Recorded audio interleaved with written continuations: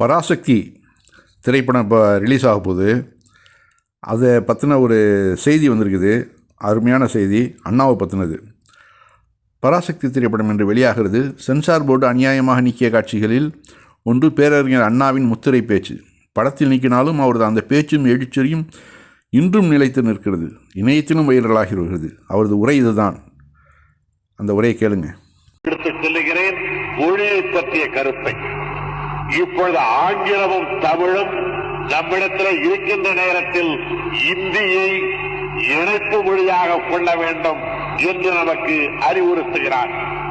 பெரியவர்கள் சொல்வதாலே சொல்லுகிறார்கள் என்று மட்டும் சொல்லக்கூடாது, அறிவுறுத்துகிறார்கள் என்றுதான் சொல்ல வேண்டும். அது உண்மையிலே அறிவின்பாற்பட்டதானால் ஏற்றுக்கொள்வதில் தமிழன் எப்பொழுதும் தயக்கம் காட்ட மாட்டான். ஏனென்றால் தமிழன் தான் சொன்னான், யாதும் ஊரே யாவரும் கேளீரன். இதுவாக இருந்தாலும் என்னுடைய நாடுதான், எல்லோருமே என்னுடைய உறவினர்கள் தான் என்று 3000 ஆண்டுகளுக்கு முன்னாலே எடுத்துச் சொன்னவன் தமிழ் மகன் ஒருவன் தான். ஆகையினால் அறிவு எங்கிருந்து வந்தாலும் அதை ஏற்றுக்கொள்ள தமிழன் தயாராக இருக்கிறான். ஆனால் இடம் உயர்ந்தது என்பதாலே அது அறிவுடையது என்ற தத்துவத்தை தமிழர் ஒப்புக்கொள்ள மாட்டான். மாடியின் மேலே இருந்து கொண்டு உங்களுக்கு மலர் செண்டையும் வீசலாம். மாடியின் மேலே இருந்து கொண்டு அங்கே கூட்டிவிட்ட குப்பையையும் கொட்டலாம். மாடியிலிருந்து கொட்டப்படுவதாலேயே அது உயர்ந்த பொருளாக இருக்கும் என்று யாராவது சொல்வார்களானால் அது உண்மையிலேயே ஏற்புடையதாக.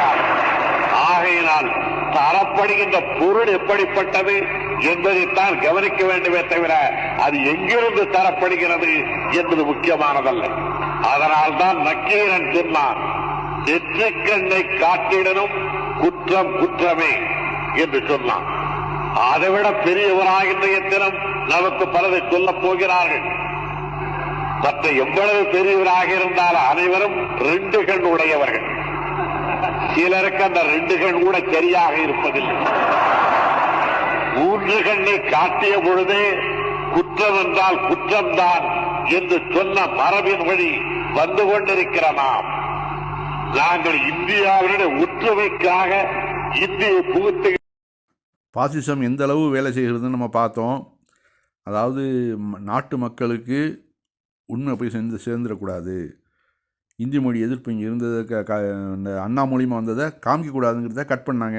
அது நம்ம கேட்குறோம் இப்போ.